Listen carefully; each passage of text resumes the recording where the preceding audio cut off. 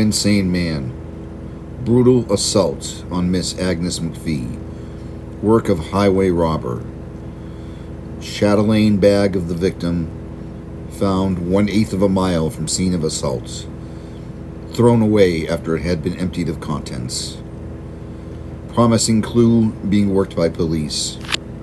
Young woman at hospital in a critical condition. It appears that the wicked assault on Agnes McPhee, domestic employed by J.M. Hathaway, 31 Chester Street, West Somerville, shortly after 10 last evening on the Cambridge-Somerville line, Chester Street, was the work of a highway robber instead of the maniacal act of the supposed Cambridge Jack the Slugger. This morning, a chatelaine bag, identified as being the girl's property, was found on the grounds of the Walter Stimson estate, corner of Ridge and Massachusetts Ave, Cambridge, something like 1/8 of a mile away from the scene of the assault. It had been emptied of its contents and evidently thrown away by the robber as being useless to him. The hook attached to the bag, which held it to the woman's belt, was almost straight, indicating that it had been wrenched from its fastenings with considerable force.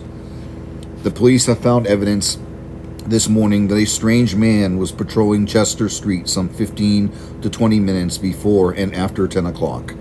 Witnesses have been located who state that this strange man eluded observation as much as possible, and it is supposed he is the one who so brutally assaulted the girl.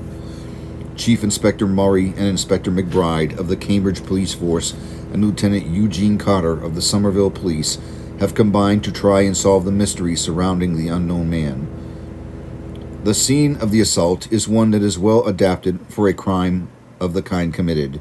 It is in Somerville, just 12 feet from the Cambridge line and about 300 feet from Massachusetts Ave, Cambridge.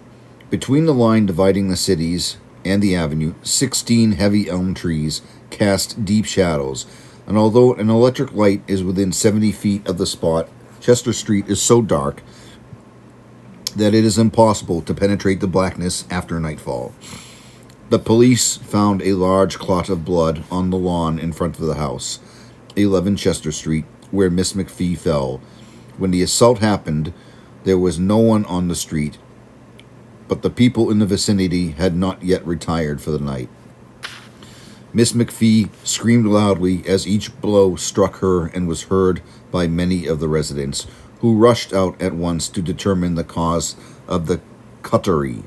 John Henderson was among the first to reach the girl. He and many others saw the murderous assailant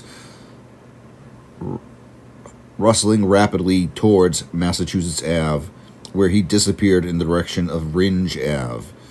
Mrs. Haskell of 10 Chester Street said this morning that she saw the man lift his arm as if to strike, heard the blows and screams, and saw the fellow run. She was unable to give any description on account of the darkness. A reporter called on Mrs. J.F. Hathaway this morning at 31 Chester Street. Miss McPhee had worked for her since a year ago last spring. She was deeply agitated over the occurrence. She said that Agnes was a very good and very good-looking girl. Her mother, father, 2 sisters, and a brother live in Elizabeth, New Jersey. She also has relatives in East Boston named McNeil. Yesterday afternoon, Miss McPhee spent in Boston shopping. During the evening, she visited her relatives in East Boston, and on returning, presumably left the car at the corner of Chester Street and Massachusetts Ave. Mrs. Hathaway said that the girl was a very steady worker, always pleasant, and hadn't an enemy in the world so far as she knew. She probably had very little money in her bag because she had only a little when she started out. Near where the body was found, Miss McPhee's hat was also found. There was also a package containing 2 pairs of gloves, with the pair she had probably worn during the day, and a silver pin which she wore in her hair. The weapon used was an ordinary T-shaped furnace wrench, the handle of which had been broken off. The remainder of the instrument was 10 inches long, and it weighed 5 pounds. Miss McPhee's aunt from East Boston arrived in Cambridge this morning and is now at the girl's bedside in Cambridge Hospital. The police are quietly working on a clue which they have obtained, but have declined to give it out until they pursue their investigations further. Up to 1 o'clock, Miss McPhee had not regained consciousness. The blow on the forehead fractured her skull, and the 3 other wounds were of a serious nature. The physicians say her condition is critical.